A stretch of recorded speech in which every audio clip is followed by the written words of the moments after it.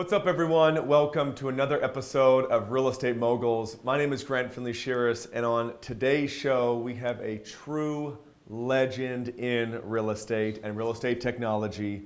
He is the founder, former CEO, and now chairman of the board at Lone Wolf Technologies. Who here, put in the comments if you know Lone Wolf and if you're a user. They are a full stack technology company for agents, brokerages, and teams, ranked among Canada's leading, like all of Canada's leading IT tech companies. They are there, they're that big. They have over 500,000 agents and brokerages who have used their technologies and services. So really just a true leader in this space. They have the #1 e-signature solution in real estate, AuthentiSign. So DocuSign in real estate is not #1. They are the preeminent accounting software package for real estate brokerages. That's kind of where they all got started was with accounting, with now over 10,000 offices using them. They help agents and brokerages with so much: accounting, reporting, integrations, marketing, communications, websites, transaction managements. Whether you're a new agent, a growing agent, a mature team, or brokerage, they really can do it all. Now for this guy, he's a chartered accountant by trade, okay, specializing in real estate brokerage accounting, has done a lot of mergers and acquisitions, and he really knows and has opinions on how to profit and how to be efficient as a brokerage. So I'm really excited to dig into that topic. So thanks very much, Lorne, for being on the show. All right, well, thank you.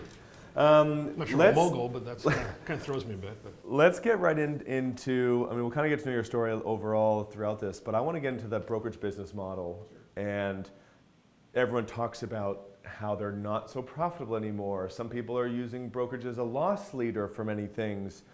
Why do you think there are diminishing profits, and what is the solution, do you think? Well, you know, it's a funny question, because when you say diminishing profits, everybody always talks about this, but you know, the reality is there's lots of successful brokerages out there, but there's common traits to the successful ones that how do you say this? Like the ones that are truly running businesses and treat them like a business. I mean, the challenge in real estate in its nature is a very right brain activity. It's very touchy-feely. It's you walk into a room, how's it decorated, how does it look, what's the view? And then running a business, running any sort of operation is very left brain thinking. It's very much rows and columns on spreadsheets and very factual. And so that's the challenge, is you have right brain people, you know, that need left brain tools to operate. But you fight them inherently, because when you're a right brain person, you don't like left brain stuff. Yeah.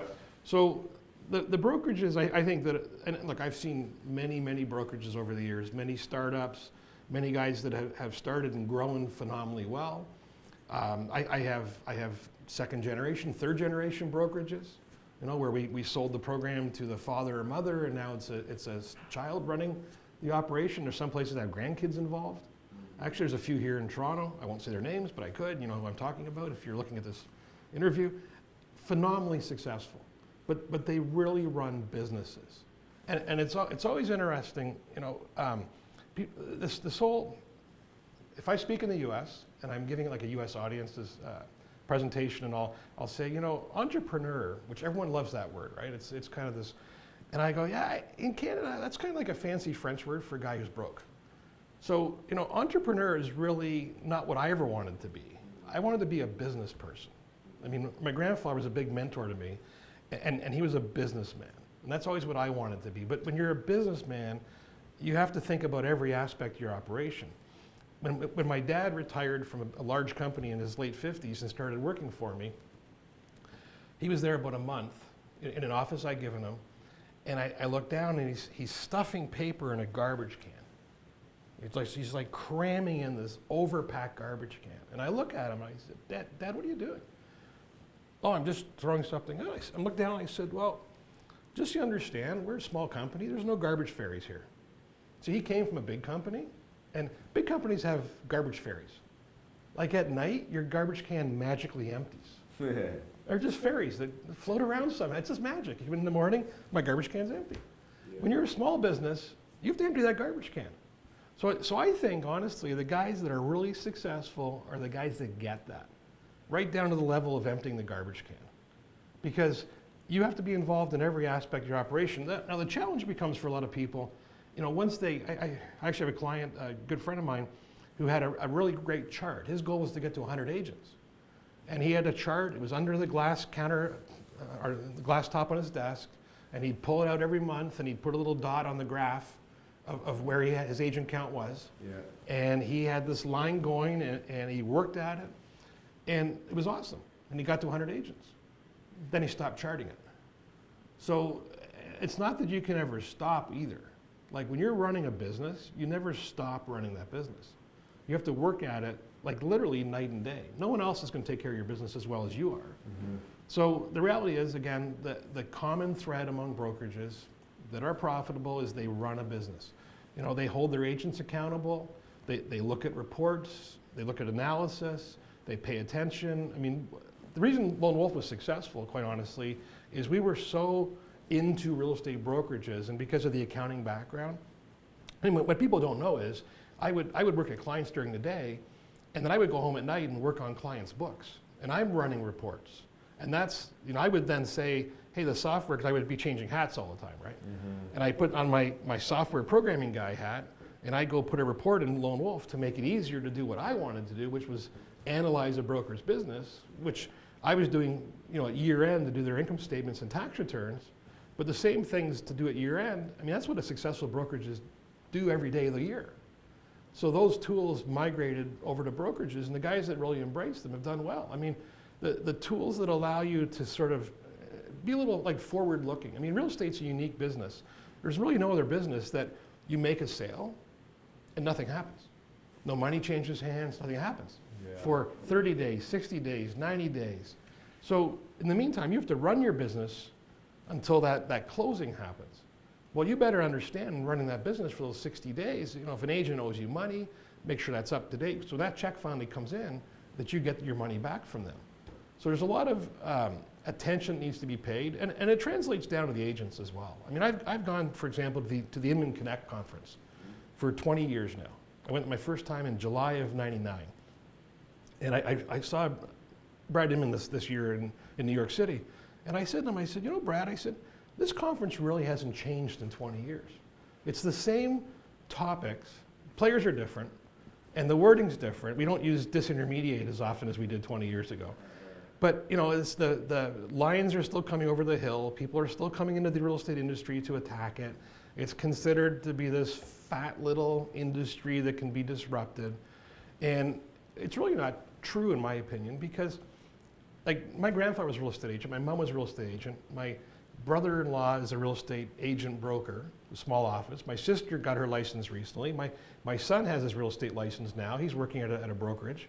My wife that I met in 1998, and she owned Remax in Los Angeles, and she had at her peak 14 offices and 750 agents. So we talk about real estate, as you can guess, at our family dinner table my whole life, right? And it's never changed. It's the people that are successful work at it. Brokers work at it. The agents work at it. It's the ones who come to work every day. It's not the ones who sit around and moan about I mean, I've seen market upturns, downturns. These happen in cycles. They're not a surprise. Is there anything that you're seeing that is different? So I've heard a lot of people, Compass is the new Realogy, and Compass. You see a lot of the same patterns, just different players. As you say, is there anything that you are seeing that is truly different? All the money Compass spends doesn't replace the work that has to be done. So it always gets back to someone actually has to go show a human being a house.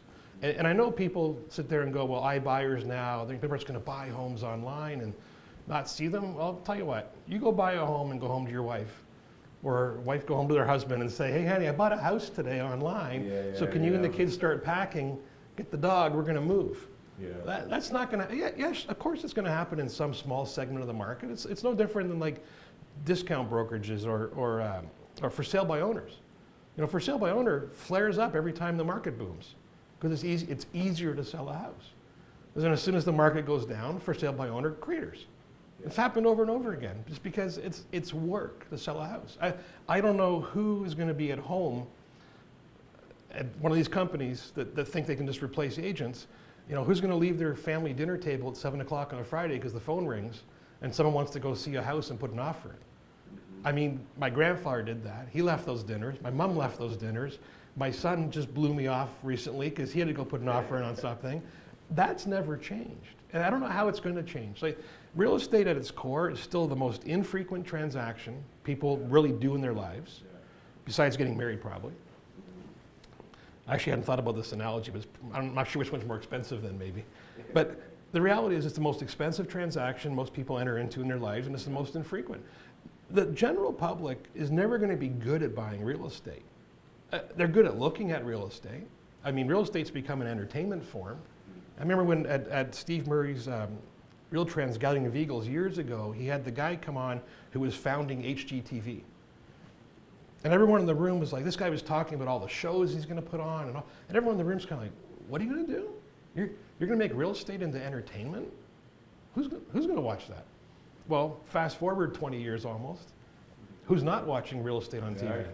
All these Property Brothers shows, all these Millionaire Listings. what is it? Flipper Flop? I love Flipper Flop. So all these things, like real estate's become really entertaining. The public's more knowledgeable about real estate in general, maybe. I mean, they certainly know what their neighbor's house sold for down the street because they can look it up. Where in my grandfather's day, you had to go like bug somebody to do that. So there's a lot more information, but having a lot more information doesn't mean you're better at it. Now you mentioned that you see so many brokerages. Some are great, some are good, some are not so good. Who are some of the? Because I know we have a lot of brokers, team leaders, people in the industry who want to look at who's the best, and for success models. Who do you think are some of the best run brokerages? Not by name. Not by name. Not by name. Just, I mean, I'm not going to name anybody. If you don't want to say names, don't have to. I can tell you, it's the guys that. I mean, it sounds too easy in a way. It's just the guys that work at it. Like it's the guys that just pay attention. It's like I've said for even like for agents. I was at one conference, and I was speaking about blog. I was on a panel for blogs. Because remember blogs a few years ago? Remember how blogs were going to be like just take over real estate, and everybody agent was going to have a blog, and I'm on the panel. I'm the last person to speak, and I haven't been asked to speak again since. Probably because of what I said next. Yeah. On the panel, I said, so let me get this straight. So we've been discussing already for years that agents don't respond to leads on a timely basis. And now we think they're going to write a blog entry every day? What part of that's not crazy? And half the room laughed. The other half of the room were really upset with me because I haven't drunk the Kool-Aid about blogs. Yeah. So the reality is, and at the same conference, someone was on one of the panels going, I did $20 million of real estate off my blog last year. Well, I have clients with agents who door knock and have done $20 million a year door knocking. It's figure out what you're good at and then work your ass off. Do you see any tendencies to, you talk about left brain, right brain. Do you think good broker or brokerages, the owner is a left brain primarily or a right brain who hires the left brain under him? The really good brokers that I can think of are left brain people. They're not afraid of spreadsheets. They're not afraid of reading a financial report. Yeah. They're not afraid of holding people accountable to things. If you're going to be a right brain brokerage, there's very successful like boutique brokerages, I would call them, smaller ones. But then you have to have everybody producing, right? You can't carry any dead weight. I mean, you get into a larger brokerage, and you end up carrying dead weight. You end up carrying agents that aren't producing. But if you have them on a low split, then it's okay if they do a couple deals a year and they pay some of your bills, right? If you have the space and all that already. But the really successful ones, I think, have. I mean, look, there's guys that are good combinations of right brain and left brain. Yeah. But I don't think you can. I don't think you can be successful without some left brain tendencies. And that, I mean, now you can be very successful as a salesperson, purely right brain. You don't have to worry about bookkeeping or paperwork or any of that stuff. The really successful salespeople are really right brain people. Right? They get the, I mean, if you can sense body language off your customers, you know when you're negotiating, when you're saying something and you see that tell, it's just like playing poker in a way, right? Yeah. You see the tell, you know, okay, now I can make my move. Those people that are really empathic, those people are really good at that. Now, it doesn't hurt to be, like the people also need to have methodologies. I mean, one team leader I can think of in particular, he's very systematized. There's a procedure for everything. Because one of the challenges in growing any organization is when you start to scale, it's hard, like what you're good at and what you know, there's not some sort of, Vulcan mind meld that occurs that, transfers everything you know to the next person. You have to train people, you have to educate them, and it's true of any business. When we grew Lone Wolf, I started the company with myself. Yeah. You can tell by the name, right? Yeah. My original business plan had how many employees? One. So, up to 300 employees, it's difficult. There's a lot you don't know at that point. Yeah. But when you're small, especially even when you're a small team, small brokerage, osmosis runs your company. People don't ever talk about this a lot, but osmosis is just the process where stuff is transferred, right?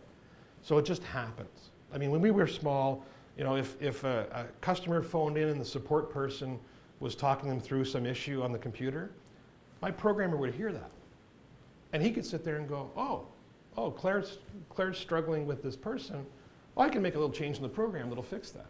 You know what I mean? So that osmosis runs small organizations, and then you get bigger, and you don't have that happening anymore. People are now in separate buildings or separate floors, and how do you keep that communication occurring? That's very difficult. Yeah. And so every organization has that challenge. So when you look into the future of real estate from a brokerage business model perspective, because there's so many, they've probably just repackages of old models. You got the employer discount model with red bricks, purple bricks, and red pin or red fin. Purple bricks. You got really venture funded brokerages, which is interesting.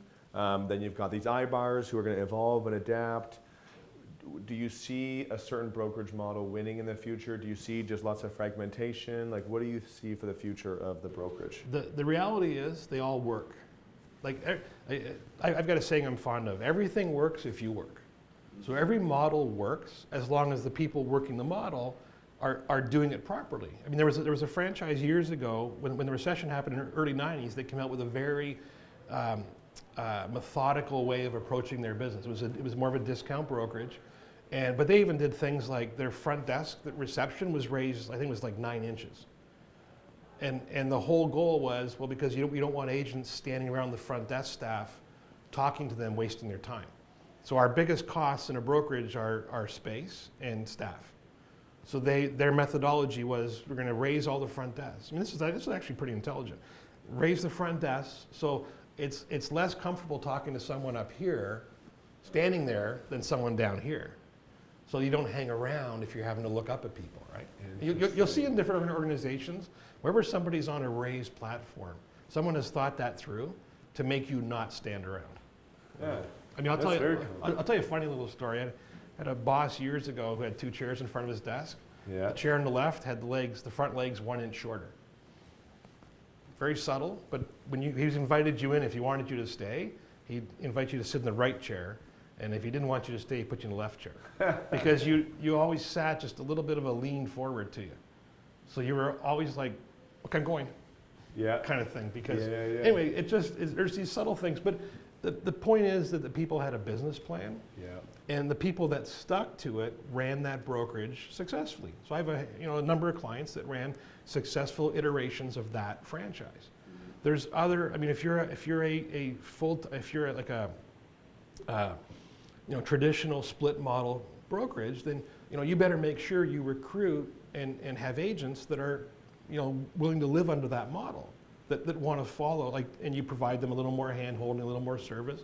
If you're a desk for rent type model, you don't want to manage those people. You just want hard chargers that are just going to be aggressive and get out there. Again, that's what you better recruit. As long as you work the system, all those systems work. Have you seen over time, during this time period, that brokerage model worked better. During this time period, that one changed and became the leader. Do you see that happening in the future? One will be probably bigger? No, because they all work, but it isn't the model itself. I sat down years ago with a client, and she actually she was in a town, and she was a small independent, not small, but she had 25 agents.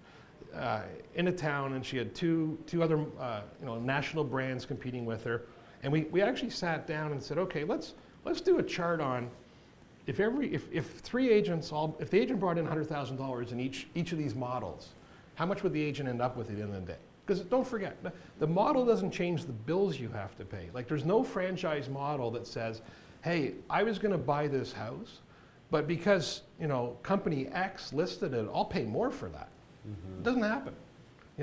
The commission rates, the guys, well, I was going to get a better deal from this guy because, like there's macroeconomic factors that drive the real estate industry. Nothing we do changes that. Nothing we do, no marketing, no website, no anything makes people buy more homes. Like it's not like we can run a Super Bowl ad, like GoDaddy had the famous Super Bowl ad that they, small, struggling startup company, they put all their money, all their chips on, let's run an ad in Super Bowl, and literally the next day, people are buying URLs off GoDaddy like crazy. No real estate company can do that. Remax, Realogy, Royal LePage, none of these guys can run a Super Bowl ad, and the next day people are buying more homes. More, buying a home is your macroeconomics things happen in your life. I got a job, I lost a job, I got married, I got divorced, I moved out of my parents' house, I got old. I'm downsizing to a condo from a house. I want to cut the grass in the back. Like these are all macroeconomic things in a person's life that you can't control. So the challenge for all these models is, like the guys coming into it that are throwing buckets of money to buy agents, and none of that's productive money, right? Like none of that money is going to change any of the math. I mean, the math is simple in real estate. You sold a home, you got a commission, you got bills to pay. That's it. And you can decide what kind of bills you pay. See, the other two are controlled by how much you work and how good you are. I mean, a good agent will get a better commission because they'll get paid for being a better agent. When my father-in-law passed away in Los Angeles, so my wife and I sat down with I think we had 4 agents come in. Now you have to understand, right? So here's, her and I are the audience now.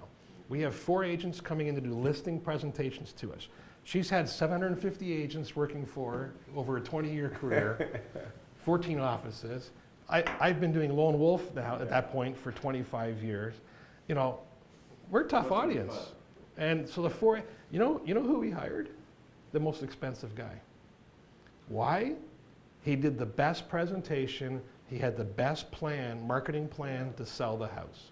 Now this was a $2.5 million house on a bluff looking down across the harbor at Marina Del Rey.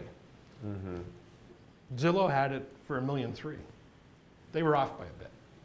Okay. Wow. Like there's some things you can't, like the technology guys want to put everything in a box. They want to quantify everything because at its heart, technology is zeros and ones. It's all technology. Every piece of technology you have in your life, if you dove right into it, it gets down to zeros and ones eventually. That's how computers talk to each other. So, but there's some things you can't really quantify, and what's valuable to like if you travel and you see my wife Kelly always posts on that what's the travel TripAdvisor. So she always posts on TripAdvisor, but like see one person's post is like, oh my God, this hotel is crazy. There's kids running everywhere. It's too noisy. We'll never stay here again. Hugely negative, right?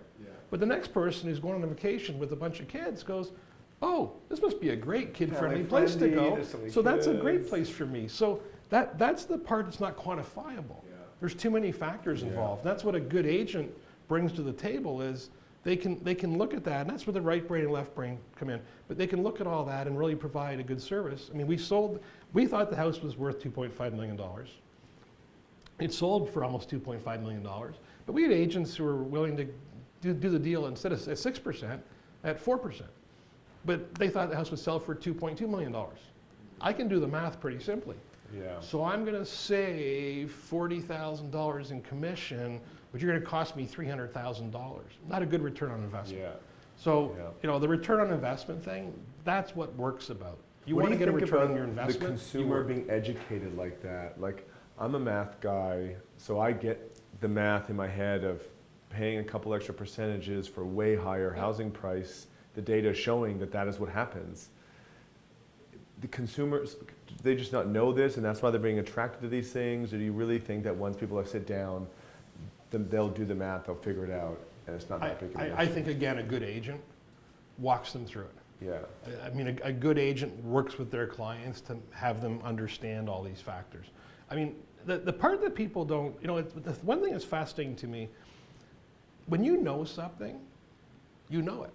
So there's kind of like an implicit assumption people make that, well, other people know it too, because I know it. And it just, people don't realize, like it's really hard to put yourself in someone else's shoes and see things from their perspective. There is not this hugely great educated public mass about the real estate process. It doesn't exist. Is there people that are knowledgeable? Absolutely. But of the 6 million homes that sell in North America a year, it's not like 3 million of those people are really experienced, knowledgeable real estate people. Maybe it's 300,000. Like there's some percentage, single digit I would suspect, that really knows what they're doing. Most of them are first-time buyers or haven't sold a house in years. Yeah. I mean, it's always fascinating to me when you hear these stats about how people don't use the same agent again. You've heard these, right? Yeah, I've heard that one. Yeah. And you go, well, there's a temporal disconnect. Yeah, I bought the house off you 9 years ago. I forget who the hell you were. You didn't stay in touch with Or them. you changed offices three times. Or you're not in real estate anymore. You're not in real estate anymore. I mean, real estate has a short career lifespan in general. Yeah. So, but the flip side of that is when you do a survey, well, would you use the same agent again?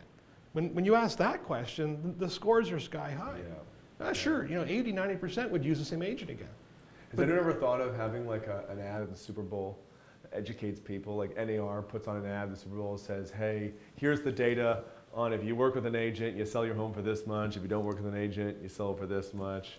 It's honestly, it get lost. It's not entertaining enough, right? So you wanted me to do a Super Bowl ad and spend $6 million for 30 seconds to try to teach people left brain stuff. Yeah. Man, there's not.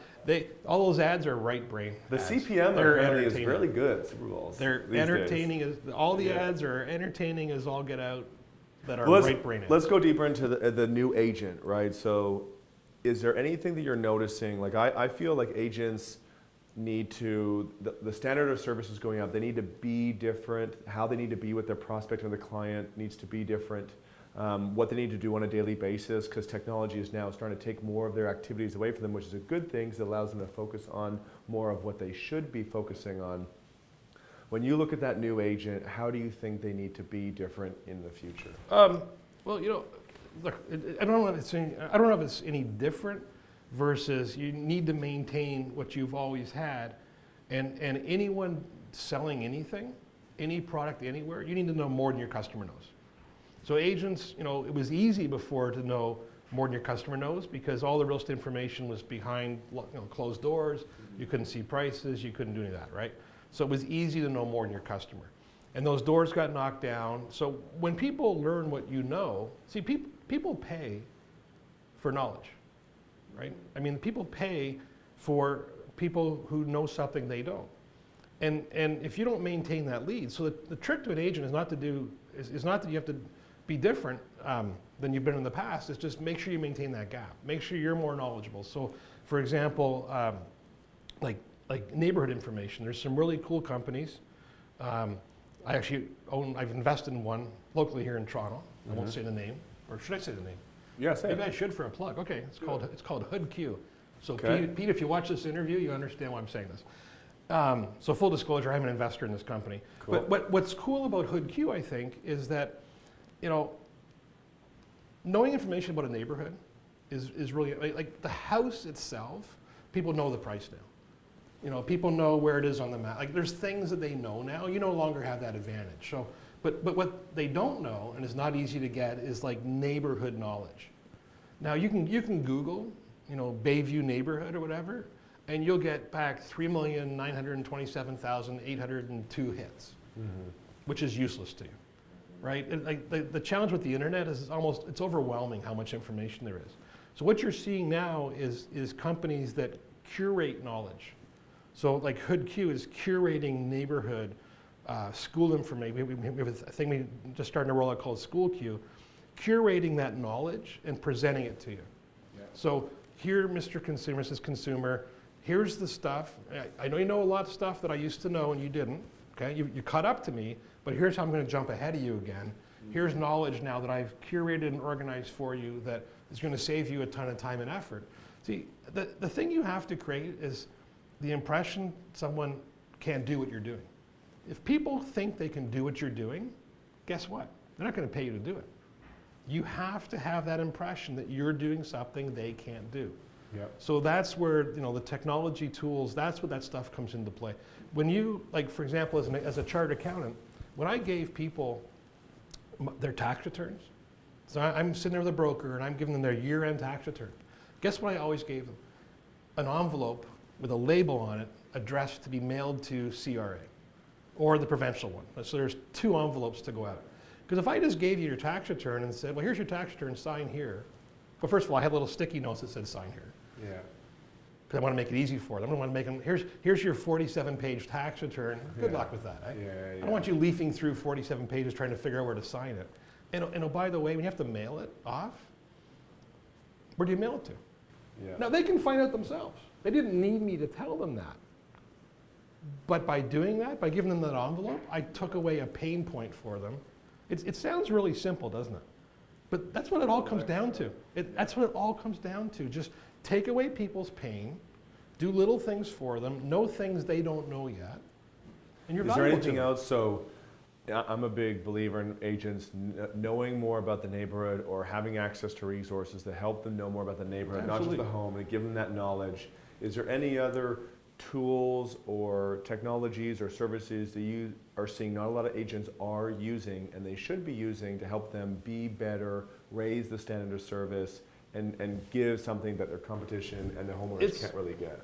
And again, this is, there's a saying in French, plus ça change, plus c'est la même chose, which is the more things change, the more they stay the same, which I love the saying. I use it all the time because it's so true. Like, what the good agents did years ago, the good agents are still doing. The tools are different, but what they're doing is not different. So like CRM type stuff, there's a ton more CRM tools available. But what is a really good CRM to me? So there's name and address and you can bulk emails and all that sort of stuff. But see, a really good CRM to me would be understanding your client's situation. Hey, how old are their kids? Like if I was a real estate agent and I had a sphere of influence, and they had kids turning 18, I'd be calling them up. They're not going to become empty nesters. Hey, I see, Bobby's turning 18. Is he going off to university? He's going off to college? Oh yeah, he's going to go to Carleton in Ottawa. Oh, so what, you guys thinking of downsizing at this point? Like there's trigger points. So getting back to those macroeconomic things, keeping track of your clients to a level that when trigger points happen in their life, that you're able to interact with them, that I think is the real secret to what we euphemistically call CRM. Yeah. But that's what it really is, right? There's nothing you can do. There's no, my brother-in-law, for example, still sends out calendars to his sphere of influence. Some people would go, oh my God, that's like ridiculous. My brother-in-law has been a successful real estate agent for 30, what's Dave, 58 now? He started in the 20s, so 38 years, and his dad, he took over his dad's brokerage here, small little brokerage. There's only 2 of them now in Toronto. And his dad was a real estate agent for 50 years. Wow. And it might sound hokey, but he consistently does it. And guess what? The calendar's at the right person, because remember, not everything fits. Yeah. If you're trying to door knock in a crime-ridden neighborhood, probably don't do it. Yeah. Probably not the right way to do it, right? If you want to, write a blog, you got to have an audience that reads the blog, and you have a neighborhood that would do that. Like you have to know what your demographic is that you're marketing to. Dave's demographic is people that still would look at a calendar or have it around or have it on their fridge, type thing. My mom always gets a calendar every year. And their name's there, right? There's so much of real estate that's just top of mind. Yeah. Like can't tell you how many times. I mean, I've drop in at my sister's house and she's raving because a neighbor down the street, 5 doors away, who they've lived in the same street for 35 years, just listed her house with someone else. And my sister's like just going through the roof. Yeah. And it's just top of mind. It's amazing. I mean, my own first house that I ever bought was bought a townhouse in July of '85. July '86. I just passed my CA exams. I got a big raise because once you pass, that was like, and then so I told my wife at the time, I said, we're never paying rent again. I'm never going to pay rent again. They have last month's rent for July, and I'm never paying rent again. It's August 1st, we're not paying rent. And then I go off to work and leave her home with 2 kids. So she's like, well, screw him. She goes out for a walk with the kids, sees an open house sign, calls me at the office and says, I'm at an open house, we're buying this townhouse. I'm like, okay. So we moved in a week kind of thing. We never paid rent again. Yeah. But my brother-in-law was like, who's a real estate agent, married to my sister, and I think my mom had stopped at that point. They're like, hello, like, you could have used us, but my wife walked into an open house. Yeah. That was just, so now that agent was like, I'm not sharing my commission with anybody. You walked into my open house. Of course. So that agent was working that day. Yeah. You know, it's just like working, being top of mind, doing things to be top of mind. If I was an agent, I'm a huge fan of coffee mugs. You ever seen someone throw a coffee mug out? I guarantee you if I go home, or I go in most people's houses, there's a cupboard full of coffee mugs they've got from somewhere, no one throws them out. They're one of the greatest leave behind products ever, because just no one throws out coffee mugs. My other, a shout out to my friend Kyle, he does coffee sleeve advertising. Okay. Because when you do the numbers, on average a coffee sits on people's desks for 20, 30 minutes, and like 6 people on average walk by and see it. It's all coffee. You know, it really comes down to almost a formula of how many touches do you make. Yeah. How many pokes do you do to people to interact? I mean, my insurance agent's got this great little thing. He hands out 2 business cards. He hands out a business card, he hands out 2. So the first time he did it with me, I go, oh, here, they must have stuck together, you gave me 2. And he says, no, one's for you, one's for someone else you know who needs insurance. Simple thing, but I'm like, my God, Brian, I'm so impressed. Yeah. So it's just like, it's again, they all sound simple, because they are. It's all work. Well, let's shift gears to, we have a lot of tech companies, startups who want to build a big company like you. What are some of the lessons learned? I mean, like you started with one, and then you've now built this all-in-one. More of an enterprise solution. Enterprise with so many different things in it. That seems really challenging. Like, what are some of the best practices, lessons learned from building that kind of a complete mistakes? Suite? Okay, I don't think we have time in this interview to list all the mistakes I've made. So, the biggest challenge, like I said, osmosis runs your company, right? So one of the biggest challenges is trying to make sure that you put systems in place to actually scale your growth without losing what you have. So the challenge there is, like when you first start your tech company, you have early adopters, and trouble with early adopters is they've drunk your Kool-Aid, right? They're usually friends of yours or acquaintances, or they get it. They get the vision, they're excited, so they're on board, right? Well, you don't make any money off those guys. Those guys cause you a lot of work because they're early adopters. They got lots of ideas for you. They have lots of stuff. So it's the masses you make money off. So the trick is, how do you get to sell to the masses? And you can't. This is where assuming they know what you know is a real fallacy, because they don't. So I mean, I didn't sell thousands and thousands of accounting systems to people that really wanted accounting systems. I actually had kind of a nice niche in a way. I used to joke, like, the CRA in Canada or the IRS in the US keeps me in business, because they all require a tax return. So to do a tax return, you have to have a financial statement. If a financial statement, you have to have a set of books. That's where I come in. So I had what was a need. Like it was a function that you had to do.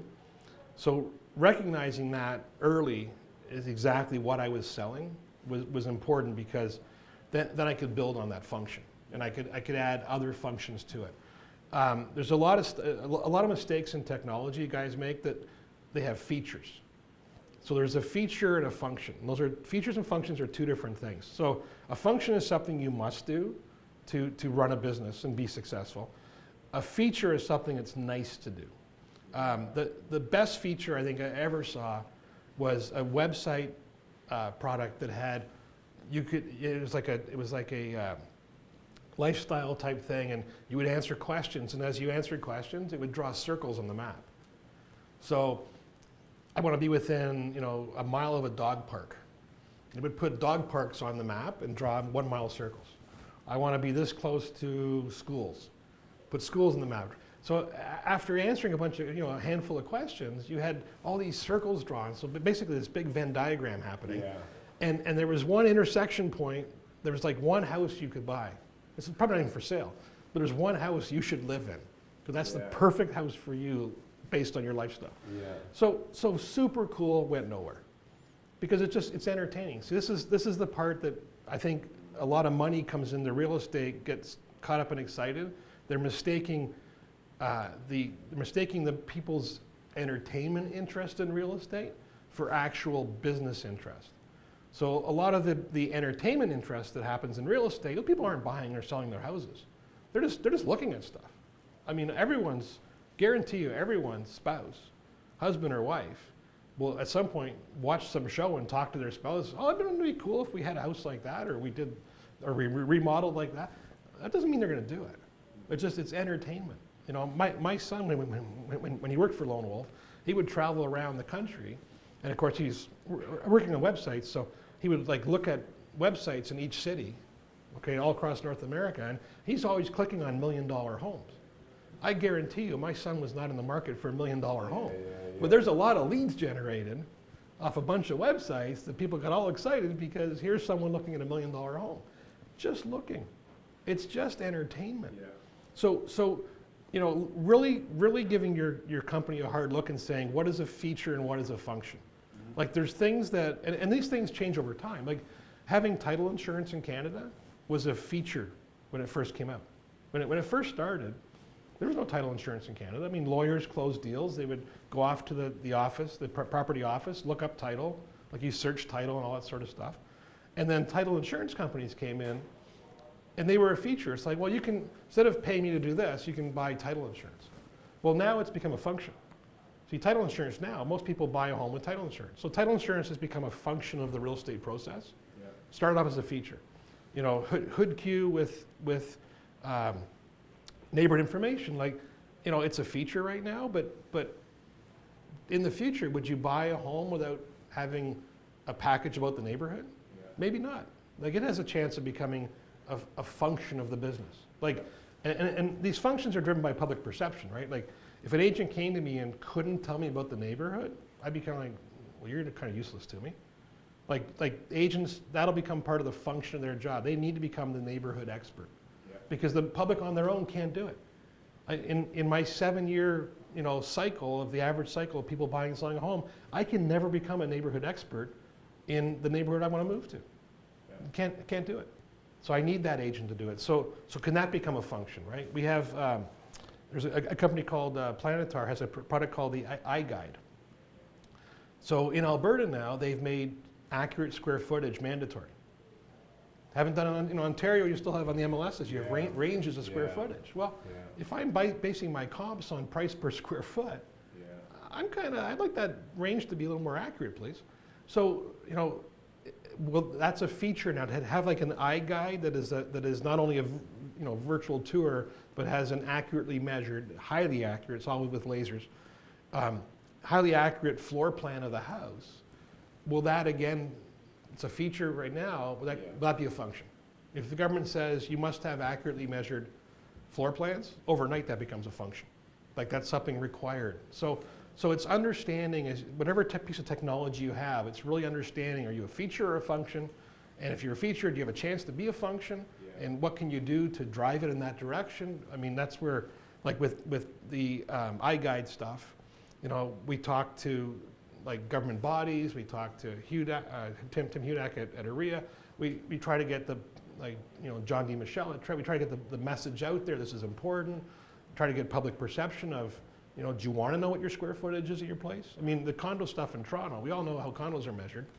Yeah. And if you're selling a condo, guess what? I want to advertise it as a Do you think floor plans will become like a standard? I think so. Yeah. In some countries, it's absolutely essential. Yeah, I mean, I don't know why it's not already in a way, right? I mean, especially in a condo here in Toronto where you're paying, and you think you're getting a 1,000 square foot condo, but it's measured from the, center of the block walls type thing, and you do the math on it, it's really only, X minus something. So that's like, but again, some of the stuff the public drives, right?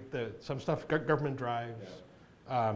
But there's also the sort of Steve Jobs Apple thing. If you invent it, they'll come to it, right? Kind of thing. Like the public doesn't always know what they want until you kind of tell them what they want. Well, so when you think about the future of Lone Wolf and developing more functions or features that become a function or just knowing what's needed, like what's the future of Lone Wolf? Our real vision is that whole, with the acquisition of Instanet, is the whole sort of cradle to grave transaction process. So we're in at the transaction is written, we're then managing the transaction through the process, and we finish up accounting for the transaction at the end. So that whole pipeline of that's the whole vertical stack of flow is the most important thing to us at this point. And it's the part that really is, it's inefficient and it's labor intensive. I mean putting information in again and again and again. I mean, the property address goes on the listing, it goes on the offer, it goes to all these service providers that tie in off the transaction, goes into the accounting system eventually, goes on the check to the other broker. I mean, there's tons of places that address appears. Yeah. So how many times do you have to type it? Does someone have to type it, or can you just have it in once and it just flows everywhere? Yeah. So. Okay. Is there anything that you won't get into and won't build? Is anything outside of that transaction, basically? So marketing, advertising, I'm not the right person to, and honestly, it's like, I sit there with Lone Wolf now, so I'm a minority owner now. I have my business partners that run the day-to-day operations. So I really can't say there's nothing we'll ever do, because I don't think, we never talk about that. Like, we never talk about nothing. Like, or we never talk about we'll things stay away from this. At board meetings we won't touch. It's all about what can we do type thing. I mean, it's fascinating. I mean, people ask me, okay, you sold out, why'd you sell? Who'd you sell to? And, it's again, you don't know what you don't know. I actually sold to a company that asked me the best questions. So there's lots of guys, when you grow your company, there's lots of guys who'll blow smoke at you and tell you you're doing great things and all this, and they do nothing for you. So I realized that I was doing good at the things I knew, and there's things I didn't know. I mean, when you don't know something, you don't even know you don't know it. You know what I mean? Because you don't know it. It's like this circular thing. You don't know it, so you don't know you don't know it. So when someone asks you a question, you go, oh, never thought about that. And that's what triggers you. I mean, two things trigger you doing something. Either falling flat on your face, tripping over something and going, oh, I better deal with that. I didn't realize it was there. I tripped over it, and fix it, or someone telling you. I mean, I'm a huge proponent of reading to get information. I mean, I read Bloomberg Magazine weekly, cover to cover, because some companies had some thing go on in their history or their current events that has gone on for 6 months or a year. Some reporter has researched the story for weeks or a month or whatever, and then written an article that I can read in 10 minutes. Yeah. That's incredible. I get some companies, a year of some companies struggle or challenge in 10 minutes. And it's amazing how many times you read something and you go, oh, I should think about that in my own company. So I'm a huge fan. I mean, even we were actually the first company that switched to subscription software, the SaaS. Yeah. But when we switched to SaaS, nobody even heard the word before. And it was an article, a Bill Gates interview that I read in 2000. And I'm like, this is a great idea. I can't sell, I can't deliver the product. We're desktop based at that point. Yeah. And I couldn't deliver the product the way he's talking about, the software and the cloud and all this. But I can price it that way, because a big impediment to us selling programs originally was the ticket, the price ticket. Getting guys to convince. I mean, our biggest thing was we would get guys who were starting up offices and didn't want to write a big check for the software. So they would run for a year on something else and then come to us. But then they were a disaster. They were a mess. Their books were a year of just inaccurate stuff. And that now you want to computerize. The most common question we used to get was, well, can I go back to day one and re-enter everything? And we're like, yeah, you can. We're going to find every mistake you made in the last year. There's a lot of mistakes in real estate, right? And there's not a lot of checks and balances. If you're a broker out there, challenge in real estate is you don't have a check and balance. An agent doesn't come to you and say, hey, I just got my expense statement, and you should have billed me for this. I don't see it on my expense statement. That doesn't really happen. Agents don't operate that way, because they really aren't left-brain people. They're not poring over their expense statement, making sure everything's... So there's not a lot of checks and balances. If you pay an agent too high of a commission split, generally not going to hear about it. Pay an agent what they think is too low, You'll hear about it.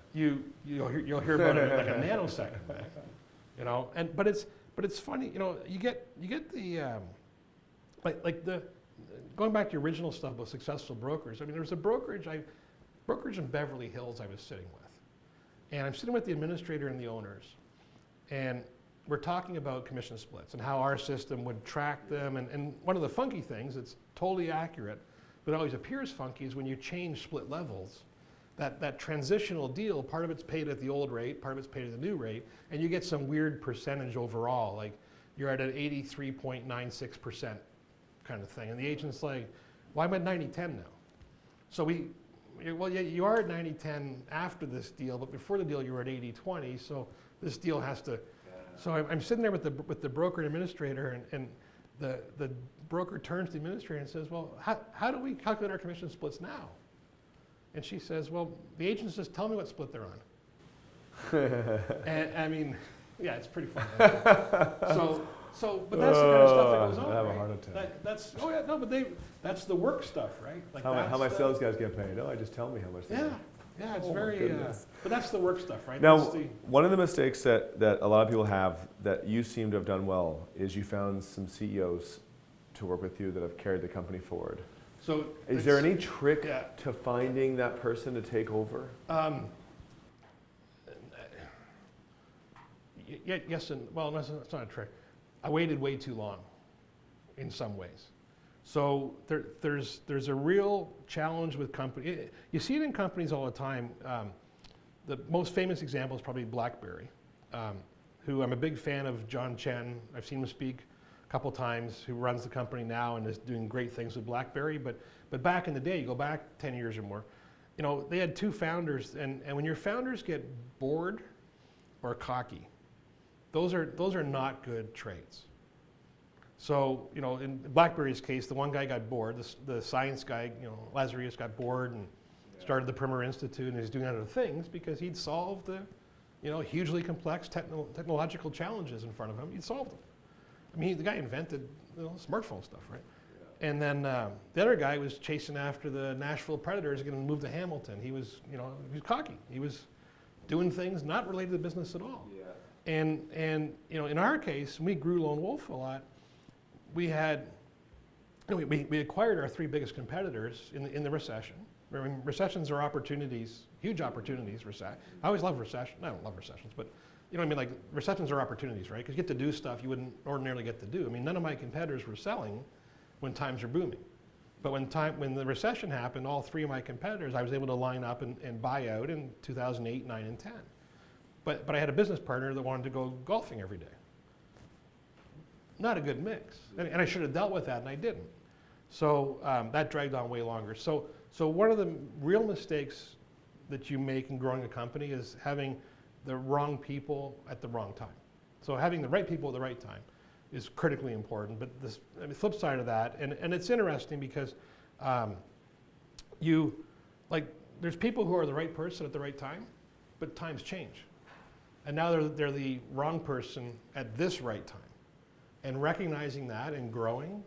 I mean, we've been lucky to have some really long-term employees that have grown really well. I mean, our support manager, Claire Murphy, who I'll do a little shout out to, whose 20th anniversary is coming up on March 22nd. So Claire's been phenomenal. Claire's been with me for 20 years now, and she's been phenomenal. And as the company's growing, she's growing with it. Yeah. And her skill set is growing with it. We have people in the company. I mean, the person in charge of HR, my daughter actually, but I hired out of university, and she just came on board. She wasn't sure what to do after she graduated university at first, and I said, well, can you come do payroll for me, because I haven't got time for it. I'm traveling all the time. I need someone I trust to do payroll, because that's, you know, payroll sees everything, right? And she came on board, and she's then said, oh, I like this. I like HR. I like payroll. She signed up with the Canadian Payroll Association. She got her certificates. Like, she's been with me now for 13 years, and is phenomenal, but she did it. She grew her skill set, she joined associations, she learned. Like, the people that are really successful and you want around, you're the ones who never stop learning. You want the people that will always learn and improve themselves. Claire's done it, Christina's done it. There's people that do that. And yourself. I mean, that's why, like I said, I read a lot. I want to learn from other people's mistakes. I don't want to make them all myself. And then when I got to a point, I realized, okay, this is really bigger than I'm comfortable managing myself. I found the right business partner that I thought I could learn from the most. Yeah. And then they've been able to remake the executive team. I mean, they know how to do it. I don't know how to do it. Yeah. I mean, you know, you grow a company doesn't mean you're a genius. I mean, it means generally you've worked hard and you're fairly smart, but there's lots of stuff you don't know. And you have to, at some point, you have to address those issues, right? Either do something to improve yourself and learn the things you don't know, or get help. What do you think about how Gary Keller and the Zillow founder are now both back at the helm after leaving? Do you think those were good moves? Would you ever see a future where, for whatever reason, you would now get back at the helm like they did? No, I'll never be back at the helm. Yeah. So I have 5 kids and 7 grandkids. So, I'm way too busy being papa. But no, it's fascinating to watch. I mean, they're all, you know, they're all good organizations. I think Zillow, you know, still, it's a young company still in a lot of ways, and still figuring out what their business model is. And they've pivoted already several times. You know, this iBuyer thing that they're pivoting into. You know, it's fascinating, but I'm not sure a big downturn in the market somewhere doesn't really leave a lot of iBuyers and a lot of investors in that space holding the bag.